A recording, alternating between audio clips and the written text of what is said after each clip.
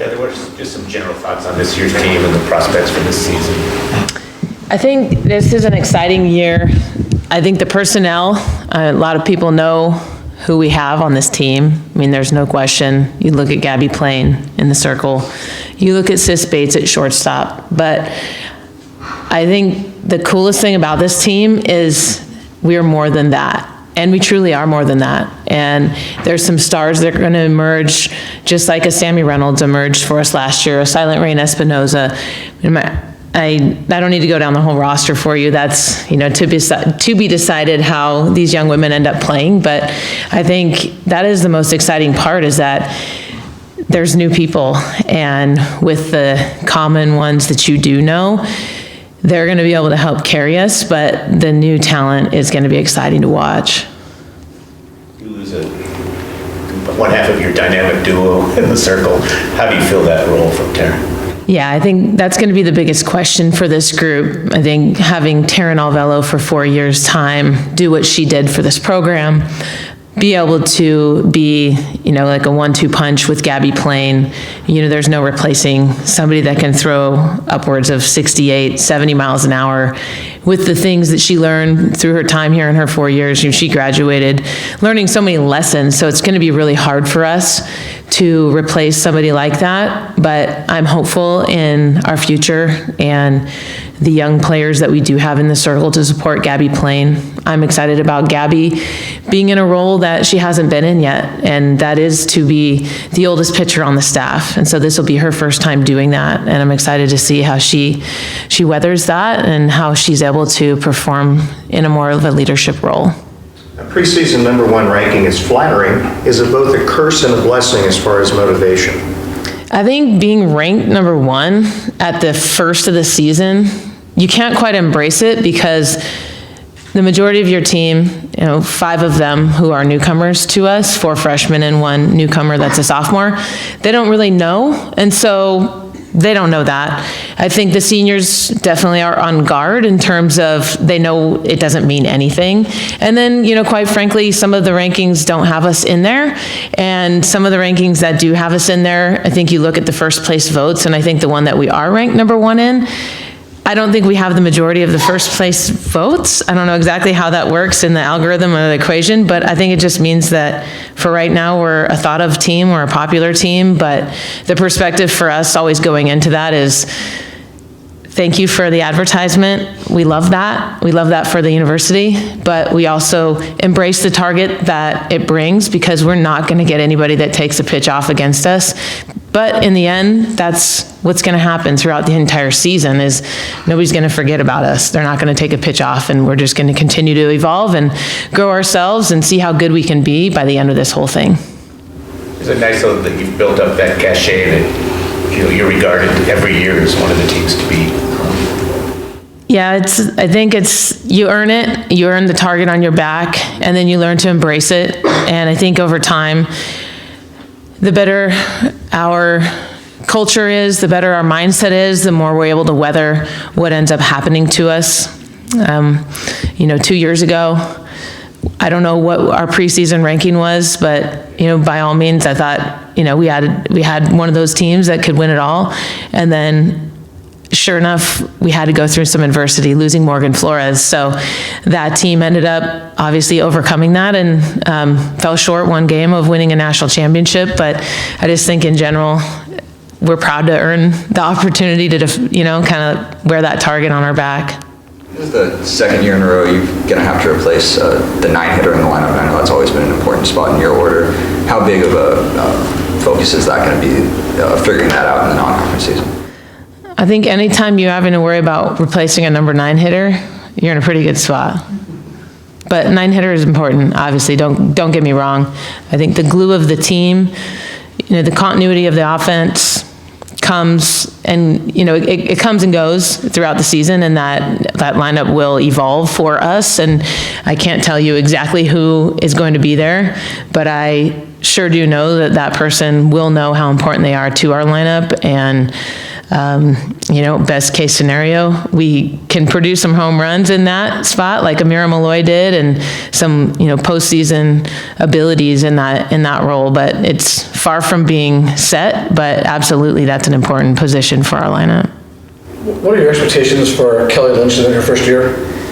I think just in general, the pitching staff has some big shoes to fill. But I also know that there's some big shoes in that role to help them fill that role. So what is Kelly Lynch going to do? I have no idea. I know she's going to go in there and she's going to be the gamer that she is, and she's going to learn a lot. She's very smart, and it's going to be trial by fire. We're going to figure out who she is, how she is, along with Brooke Nelson, her classmate. She's also a freshman. They're two completely different types of pitchers, but we're going to see how this thing goes real quick, almost less than a week. Heather, you had Sandy up there just before you. She obviously had a great freshman season, great College World Series. Did you expect her to have the kind of instant impact that she had, and what are you expecting from her this season? I'm not going to say I have a crystal ball, and we all say in this room, like, we told you so, but I would tell you, probably she tells the story better than me. I mean, when she was 10 or 12 years old, you could see that kind of a player had what it took to be a good hitter at this level. She has contact ability. She's a hard worker. She believes in what she's doing. And so when you see a player like that be able to achieve those things, you look back and you're like, okay, yeah, there's no reason why she shouldn't have been able to do that. So obviously expecting more from her this year. And, I think going even to the first games last year, we were in Mexico, and I think she believes she should be, in the starting lineup, but she maybe didn't know what her role was going to be, and you earn the role you get, and she definitely earned the role she got last year. Is her role changing at all this year? I think middle of the order hitter, middle of the top of the order hitter. Let's, see if she can make some of those doubles go over the fence, but she produced some pretty good numbers for us. But again, I know she wants to be an All-American. She wants to help us win a national championship. So we're here to support that and help her help us. Did you know about that note that she kept all those years? I don't know. I remember doing that during that time frame, probably 2000, maybe 6 or 7, maybe 8. I don't remember. But I'd like to actually see it. Make sure it's my handwriting. I think it was. How has Bailey been in this year? Bailey Klingler, yep.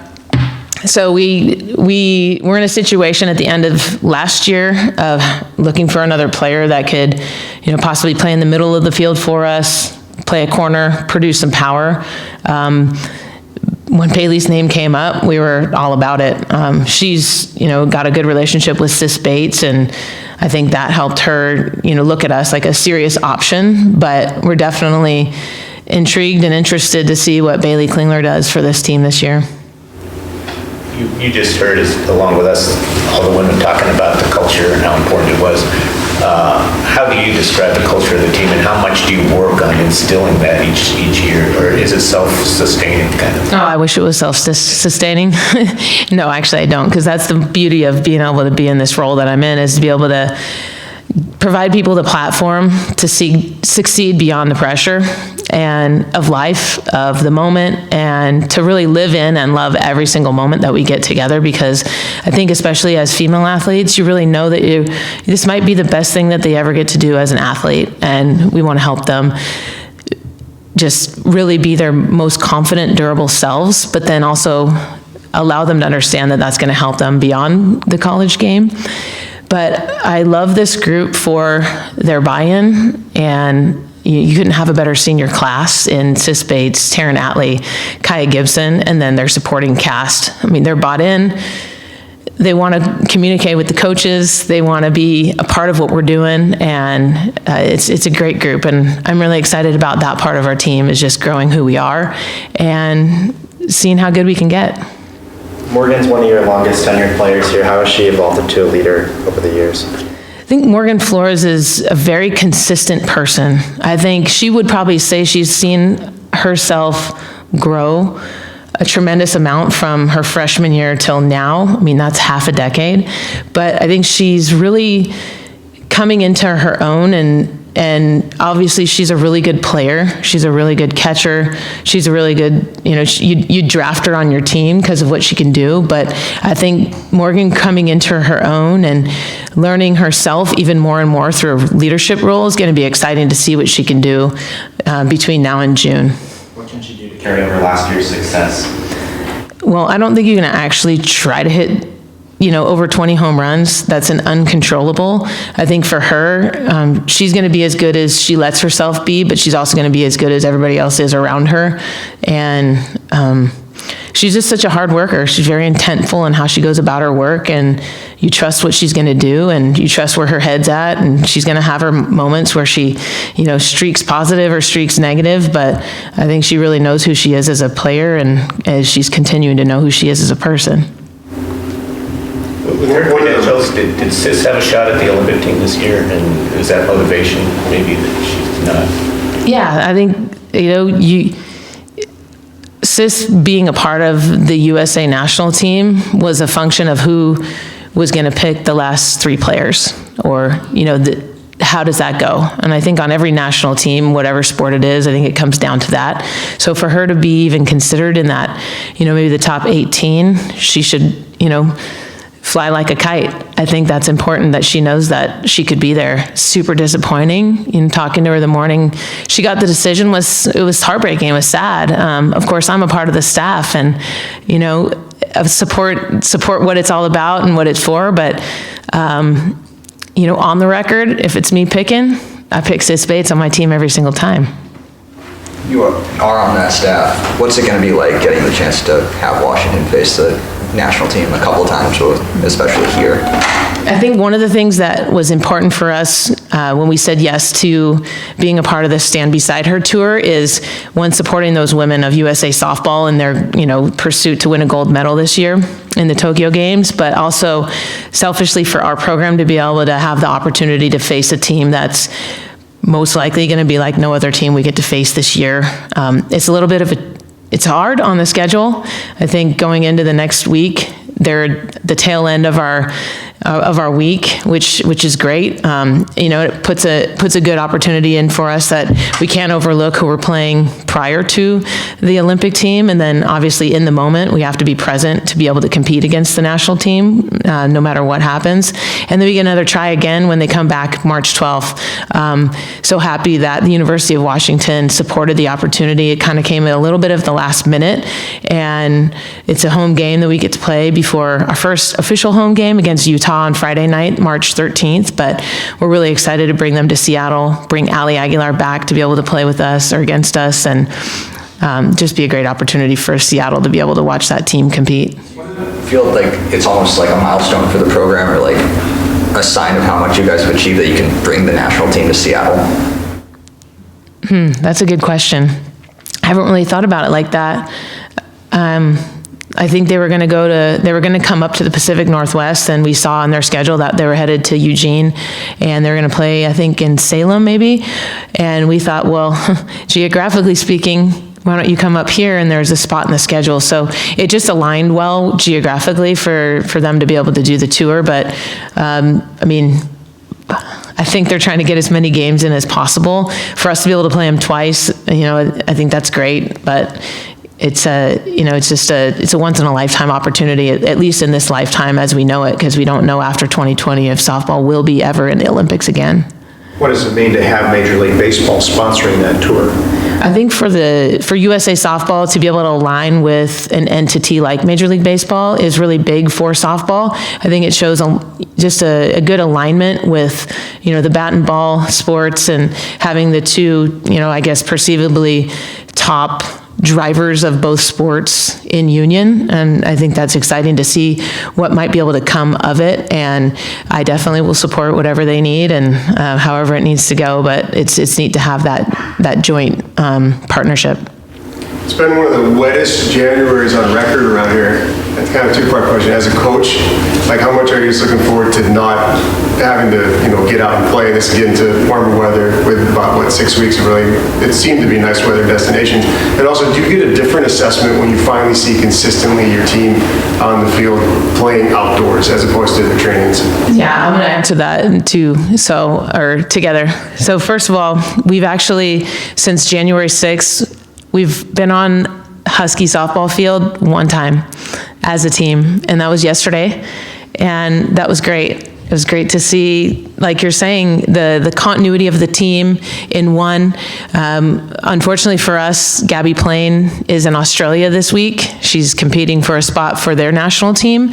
So we were without Gabby. So, you're kind of piecemealing your team together a little bit. And, you didn't really have everybody there, but to your question about building your team and seeing the team in real form, meaning you're actually on a field and you have a full team defense and, you're not cut short in right field because inside the Dempsey you don't have a right field and such, or you got javelins thrown across or track runners that are motoring around the track and you're trying to avoid that. I mean, we definitely get creative inside, and I think that is a little bit of our genius, is that we get a lot done in a small space and we get a lot of little things done efficiently, but in whole, it's really neat to be able to see this group come together, and it'll be even greater to see this team as one unit against a team that's not us.